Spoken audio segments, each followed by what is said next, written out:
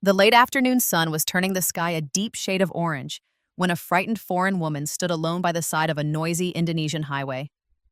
Her name was Eleanor. Her blonde hair was messy, her backpack nearly empty, and her face was pale from hours of fear. She had just lost her wallet and passport inside a crowded traditional market. One moment she was checking the price of a wooden bracelet, and the next moment, a hand slipped through the crowd and everything she owned disappeared. She had no money left, no identification, and no one to turn to. Every time she tried to speak, her limited Bahasa Indonesia failed her. People would listen politely, smile awkwardly, then walk away. Each rejection made her feel smaller. Her stomach had been empty since morning, but hunger was nothing compared to the confusion twisting inside her chest. The highway only grew louder. Trucks growled past her, motorbikes swerved in every direction, and the constant honking made her flinch repeatedly. Eleanor hugged her backpack tightly.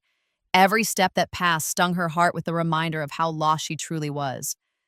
She tried calling for a taxi, but her phone battery died moments earlier. She tried asking a woman selling fruit for help, but the woman misunderstood every word and apologized before turning away. Eleanor's breath began to tremble. Her eyes filled with tears. She tried desperately to hold back. She wasn't supposed to be here alone. She wasn't supposed to lose everything. She wasn't supposed to feel this helpless.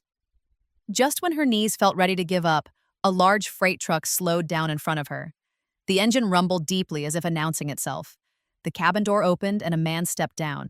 His skin was brown from working under the sun, his clothes simple and his smile gentle.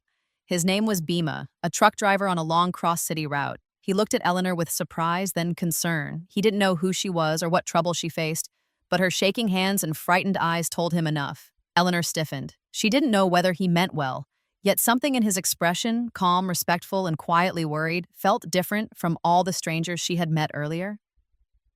Bima raised both hands slightly, showing he meant no harm. He kept a polite distance, careful not to frighten her more. In a soft voice, he asked, "Kamu, okay?" She didn't understand every word, but she understood the tone. It was gentle, safe. With trembling fingers, she opened her translation app and typed slowly, "My wallet and passport are gone. I have nothing." She showed the screen to Bima. He read it, his eyebrows lifting. "Ah, hilang," he murmured with sympathy. He pointed to his truck, then to the empty passenger seat. His gestures said everything his limited English could not. "If you want, I can help." Eleanor looked at the seat, then at the long highway stretching far into the unknown. She hesitated, her heart torn between fear and desperation. But the way Bima waited patiently without pushing, without stepping too close, slowly dissolved her fear. She nodded weakly.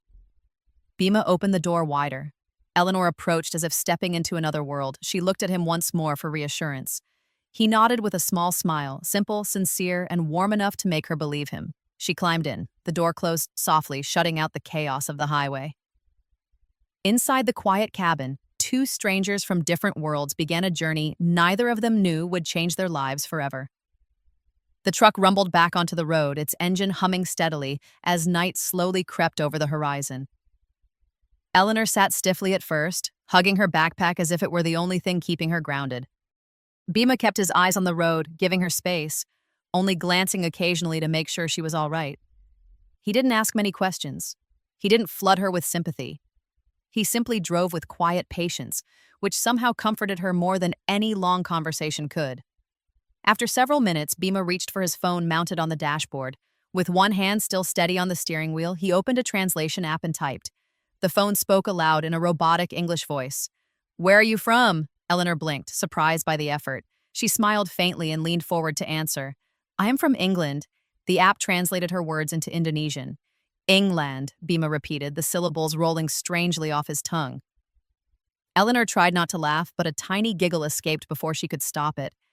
It was the first time since morning she had smiled for real. Bit by bit, their conversation grew. Not perfect, not smooth, but warm in a way neither expected. Bima asked if she had eaten, and when she shook her head, he immediately steered the truck toward a roadside stall glowing with soft yellow lights. The moment they stepped inside, the customers fell silent for a second, surprised by Eleanor's striking blonde hair and foreign features. She felt the weight of their curious stares, but Bima nodded at her reassuringly, silently telling her she was safe. He ordered 2 plates of warm rice with fried chicken, sambal, and vegetables. Using the translation app, he typed, "This food is safe. You will like it." Eleanor smiled wider and took her first bite. The flavors, savory, spicy, comforting, wrapped around her like warmth she didn't know she needed. Bima watched her quietly, satisfied to see color returning to her cheeks. After they finished eating, the journey continued. Night had fully settled now. The highway grew emptier, the lights dimmer, and the air cooler inside the cabin. From Bima's old radio, a soft dangdut song played, its rhythm gentle and nostalgic. Eleanor leaned her head lightly against the window, watching the fading city lights trail behind them. She whispered almost to herself, "I was really scared." Her voice cracked slightly. Bima didn't understand every word, but he understood the emotion. He typed again on his phone. "Are you safe with me? I help." When Eleanor read it, her eyes softened. She nodded slowly. Yes, she was safe with him. The fear she carried since morning began melting away, replaced by a fragile but growing trust. They drove along a long, quiet stretch of road, passing dark fields and rows of trees swaying gently in the wind. Eleanor asked about every unfamiliar place they passed, and Bima explained using broken English, hand gestures, and sometimes childish drawings on paper. Each explanation made her chuckle, and each chuckle made Bima glance at her with a shy smile he tried to hide. But just when everything felt peaceful, the road ahead became darker and more deserted. The streetlights grew sparse, and the highway narrowed into a lonely route few vehicles used. Eleanor sensed Bima's posture stiffen. She looked at him, worried. "Is something wrong?" He didn't answer immediately, his eyes scanning the empty roadside. He finally said softly, "This road, quiet, but fast way." Eleanor swallowed hard. The warm comfort of the cabin faded a little. Shadows outside grew deeper. She clutched her backpack again, her breathing uncertain. Bima noticed and typed on the app. "It's okay. I am here." But not long after, something appeared ahead. Something that made Bima slow down, his heartbeat tightening. A motorbike was parked on the side of the road, and 2 men stood beside it, staring at the approaching truck with an unsettling gaze. The peaceful night was suddenly no longer peaceful. The real journey was only just beginning. As the truck rolled closer, the 2 men beside the parked motorbike straightened their posture, their eyes fixed on the cabin with an intensity that made Eleanor's heartbeat thump painfully in her ears. Bima felt the air around them shift. His instincts, sharpened by years of driving long, dangerous routes, warned him immediately. Something was wrong. One of the men raised his hand, signaling the truck to stop. Bima pressed the brakes slowly, carefully, keeping his movements calm. Eleanor shrank into her seat, her fingers tightening around the straps of her backpack. The cabin suddenly felt too small, too quiet, too vulnerable. The man stepped toward Bima's window, leaning down slightly as if trying to look inside. His voice was casual, but his eyes were sharp. "Bro, where are you going this late?" he asked in Indonesian, his tone carrying an edge hidden beneath politeness. Bima kept his face neutral. "Just delivering goods, sir," he replied. "Do you need help?" The man didn't answer immediately. His gaze drifted past Bima and landed on Eleanor. His expression shifted, curiosity turning into something darker. "Foreign tourist, huh?" he said with a smirk. Eleanor didn't understand the words, but the way he looked at her made her skin crawl. She pressed her back against the seat, her breath shaky. Bima noticed her trembling and felt heat rush into his chest, protective, urgent. He forced a stiff smile. "She's just a passenger, going to the city." The second man stepped closer from the other side, peering through the window. "Why is a foreign woman traveling with you in the middle of the night? It's dangerous. You know, lots of bad people out here." His tone was not a warning. It was a threat wrapped in fake concern. Bima rolled the window up slightly, signaling he was done talking. The first man tapped the glass with his knuckles. "Hey bro, why so nervous? We're just asking." Bima didn't respond. Instead, he pressed the gas pedal gently, guiding the truck forward. The men shouted after them, but they didn't follow. Eleanor watched them disappear into the darkness, her chest rising and falling rapidly. When the danger had passed, she turned to Bhima with wide, terrified eyes. She didn't need a translation app to express her fear. Her whole body spoke for her. Bhima kept his eyes on the road and uttered gently, "It's okay. Safe now." But the fear didn't leave her easily. Even when the truck gained distance from the suspicious men, Eleanor kept glancing back as if expecting them to reappear.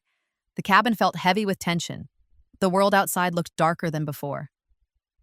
After a few minutes, Bhima slowed down and pulled over into a small rest area lit by tired neon lights. "Check truck," he said softly. Eleanor nodded, though she didn't move at first. She watched as he stepped out, checking the tires, the cargo ropes, the engine, anything to make sure they were safe and not being followed. After a moment, she stepped out too, her legs still trembling. The night breeze brushed against her face, cold but soothing. She walked toward Bhima, her voice breaking as she whispered carefully chosen words.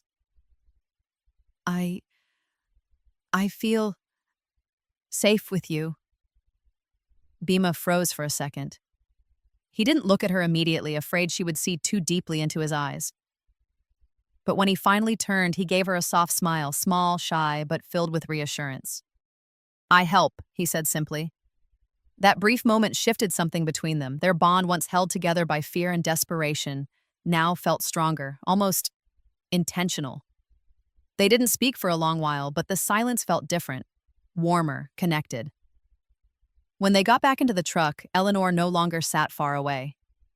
She sat closer, her shoulder almost brushing his, comforted by his presence.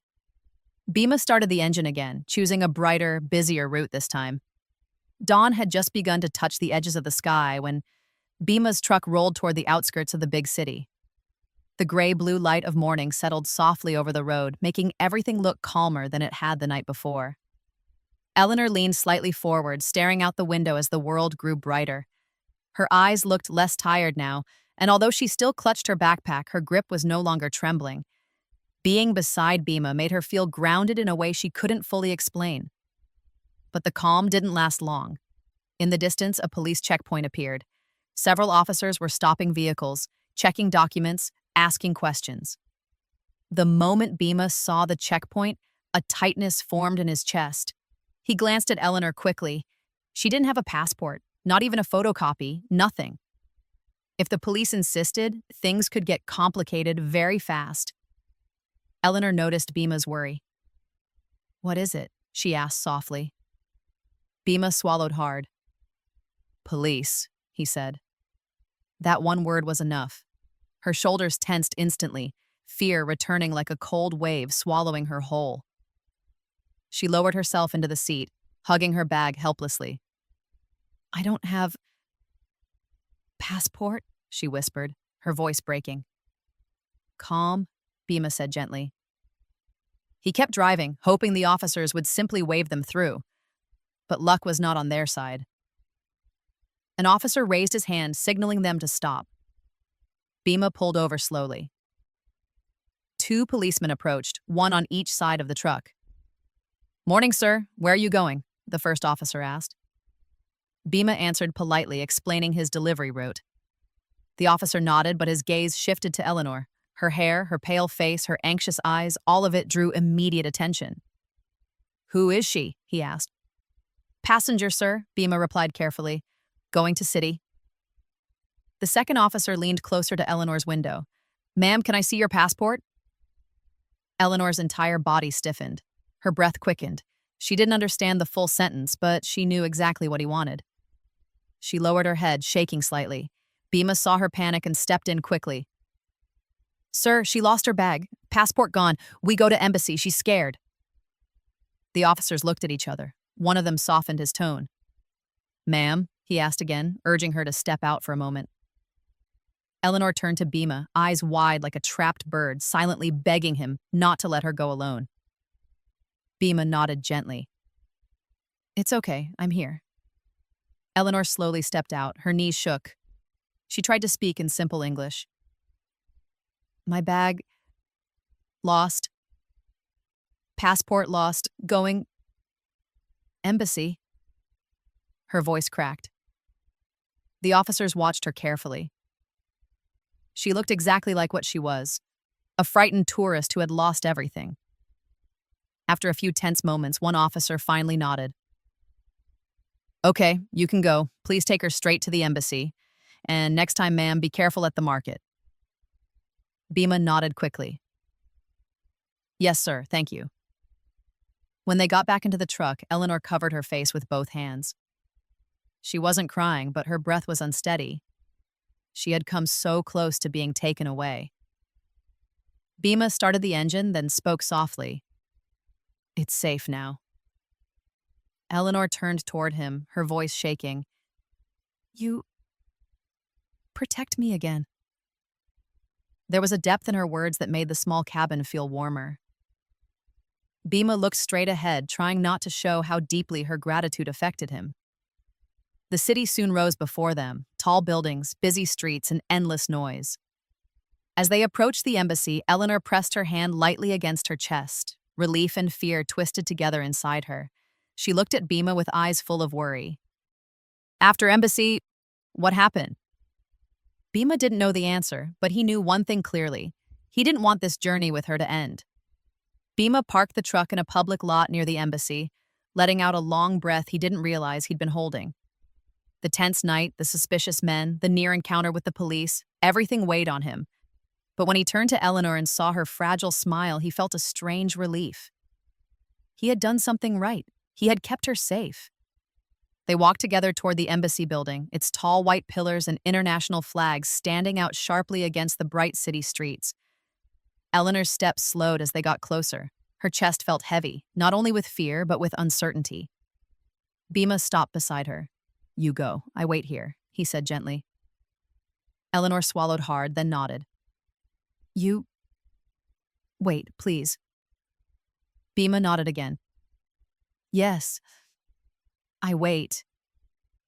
She walked inside while Bhima stood under a tree in the front courtyard, hands tucked into his pockets, pretending to look relaxed, though his heart pounded anxiously. He didn't know why he was so nervous, but the idea of leaving Eleanor alone even for a moment made him uneasy. Inside, Eleanor explained her situation to the embassy staff, using a mix of broken English, gestures, and the translation app. They listened carefully, took her details, and verified her identity. They recorded her missing passport, processed her temporary travel documents, and assured her everything would be ready in 2 days. 2 long days. When she stepped out of the building, holding a document file with trembling hands, she immediately spotted Bhima standing where she left him. The moment he saw her, a soft smile spread across his face, relieved, warm, familiar. All ready? He asked. Eleanor nodded, but her expression wasn't joyful. 2 days must wait. Bhima didn't hesitate. You come with me. Safe place. Driver's rest house. He said it like a promise. Eleanor stared at him for a moment, as if trying to understand how a man she'd known for barely a day could care this much. Finally, she nodded. Okay. I go with you. They returned to the truck and drove toward the outskirts of the city where a small halfway house sat for long-haul drivers. The building was simple, paint peeling on the walls, a tin roof humming in the wind, but the environment felt peaceful. Friendly faces and warm smiles greeted them as Bhima introduced Eleanor shyly as a friend who lost her passport. The drivers were surprised, amused, and curious, but respectful. Eleanor was given a small room with a single bed, a fan, and a table. It wasn't fancy, but to her, it felt like a sanctuary after days of fear. She sat on the bed, exhaling a deep breath. Everything felt safe. More safe than anything since she arrived in the country. Bhima stood at the doorway. You rest. If need something, tell me. Eleanor looked up, her blue eyes softening as she whispered, Thank you for not leaving me. Then, without warning, she stepped forward and hugged him, a brief, gentle hug filled with gratitude and relief. Bhima froze. No one hugged him like that, not since childhood. The moment was small, but it struck his heart with unexpected force. Eleanor pulled away quickly, embarrassed. I'm sorry. No, Bhima said quietly. It's okay. That evening, the halfway house grew quiet. Some drivers chatted in the yard while others rested in their rooms. Eleanor, lying on her small bed, replayed the entire journey in her mind. She thought of the suspicious men, the fear in the dark road, the police checkpoint, and how every time danger appeared, Bhima placed himself between her and harm. Something had changed inside her, something warm and frightening at the same time. Bhima, on the other hand, sat outside under the dim light of a hanging bulb, staring at the small Kenikir flower she had tucked into his pocket earlier. He didn't understand what he felt either, but he knew one thing clearly. Life had brought him someone he wasn't ready to lose. And neither of them knew that the next day would bring a misunderstanding that could shake everything they had just begun to build. Night settled gently over the driver's rest house, bringing with it a quiet that wrapped around the small building like a blanket. The halls were dim, the lights soft, and the steady hum of insects filled the air. Eleanor sat on her thin mattress, knees pulled up to her chest, thinking about everything that had happened. She had come frighteningly close to danger, yet every time she was about to fall, Bhima had been there. Steady, patient, protective. She ran her fingers through her hair and took a deep breath. The thought of being in a strange country with no passport, no money, and no plan should have terrified her. But instead, her heartbeat softened when she remembered Bhima's face, the way he said, "I'm here," the way his calm voice had cut through her panic. She felt safer with him than she had ever expected to feel with anyone. A gentle knock broke her thoughts. "Eleanor, have you eaten?" Bhima's voice carried through the door, soft, uncertain, as if he didn't want to disturb her.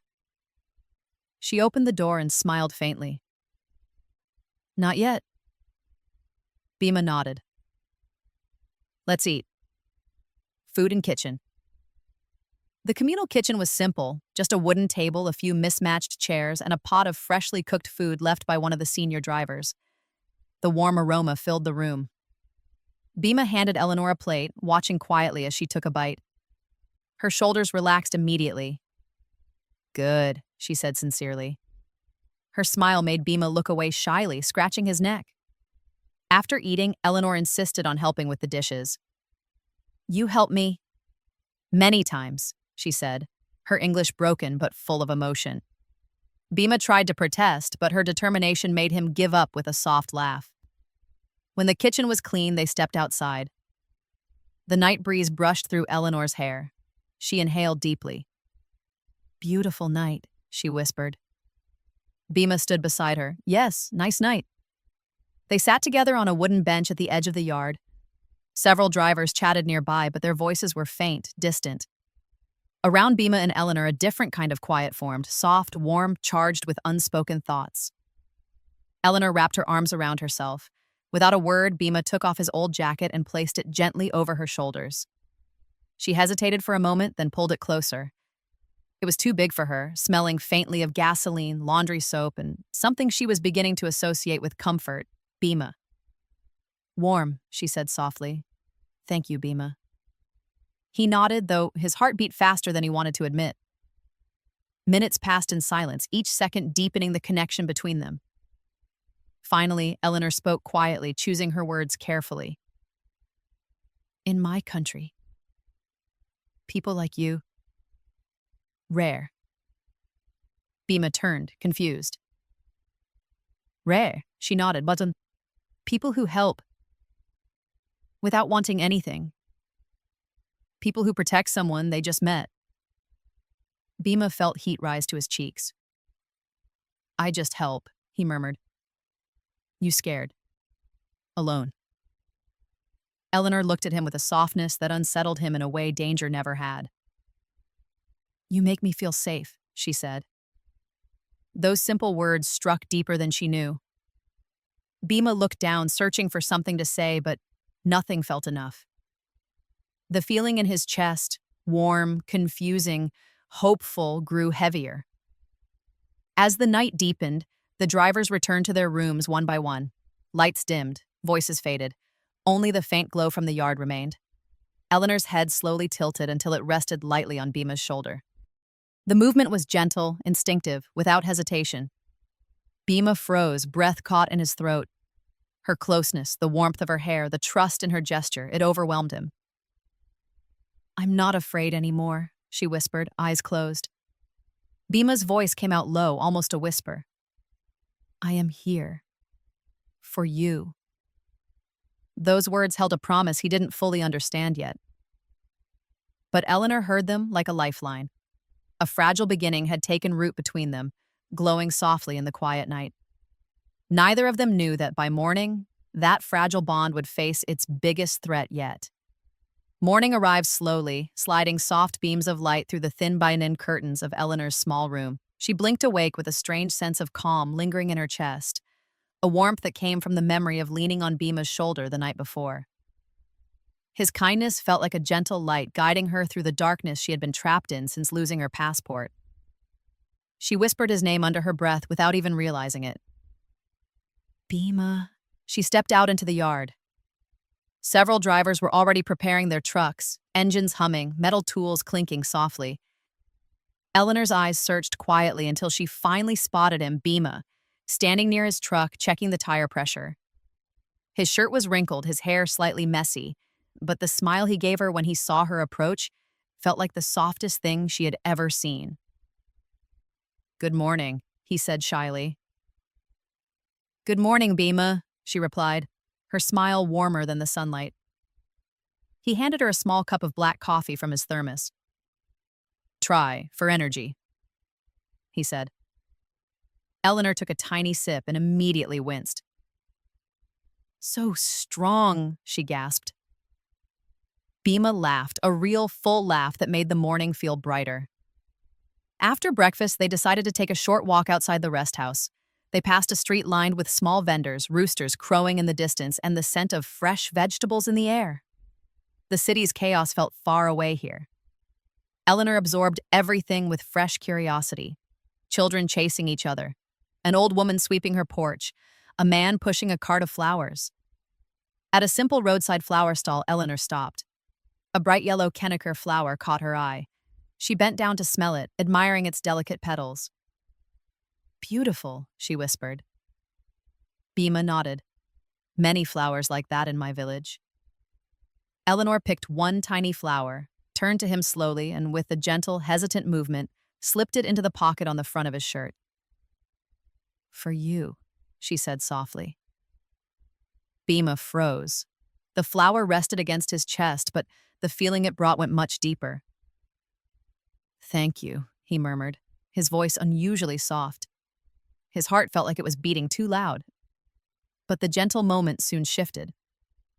When they returned to the rest house, one of the senior drivers hurried toward Bima with a tense expression. "Bro, Imam wants to meet you," he said. Bima frowned. Imam was respected, serious, and someone with good instincts. Something must be wrong. He told Eleanor to wait near the door, then entered the room where Imam sat. The older man closed the door and lowered his voice. "Police came here this morning," he said, asking about the foreign woman staying with the drivers. Bima stiffened. "Why?" "They said there was a report about a foreigner using fake documents." Imam sighed. "I don't know if it's true, but her face looked panicked when I saw her yesterday. Just be careful." Bima's chest tightened. Fake documents? Impossible. Eleanor could barely speak the language. She didn't even have her passport anymore. Something didn't add up. He stepped outside, and Eleanor immediately sensed something was wrong from his tense expression. Before she could ask, a loud voice from across the yard caught both their attention. Two local security officers were walking by, talking loudly enough for everyone to hear. "They said the foreign woman has to be checked immediately," one man said. "There might be a case of document misuse." Eleanor heard every word, her face drained of color. No, she whispered, stepping back. "That's not true. I didn't do anything." "Bima, I didn't do anything."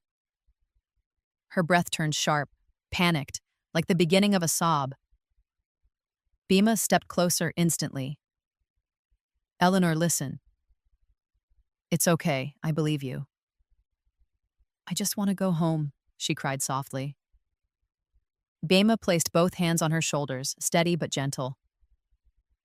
"I won't let anyone hurt you. Let's go, now." Without wasting a second, he led her back to his truck. Drivers watched silently, confused and concerned. The moment the cabin door shut, Bima started the engine, pulling away from the rest house. Inside the truck, Eleanor hugged her knees, trembling all over again. Bima kept one eye on the road, one eye on her. Something dark and painful tightened inside him. Not just protectiveness, but something deeper. He wasn't just afraid for her. He was afraid of losing her.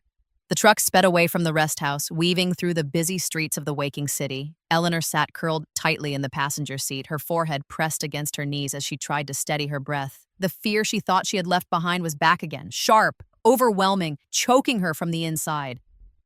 Bima kept his eyes on the road, jaw clenched, his hands gripping the steering wheel harder than necessary. He didn't know who had made the false report or why, but he knew one thing with absolute certainty. He would not let Eleanor suffer because of someone else's mistake.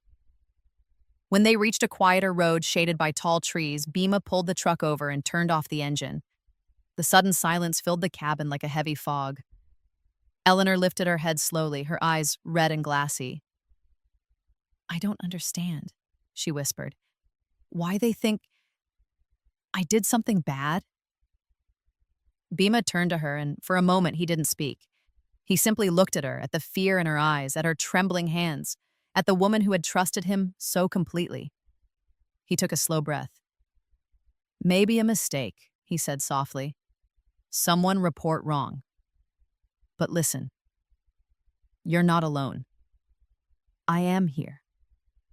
Eleanor stared at him for a long second before reaching out and grabbing his hand with both of hers. Her fingers were cold, but her grip carried desperate trust.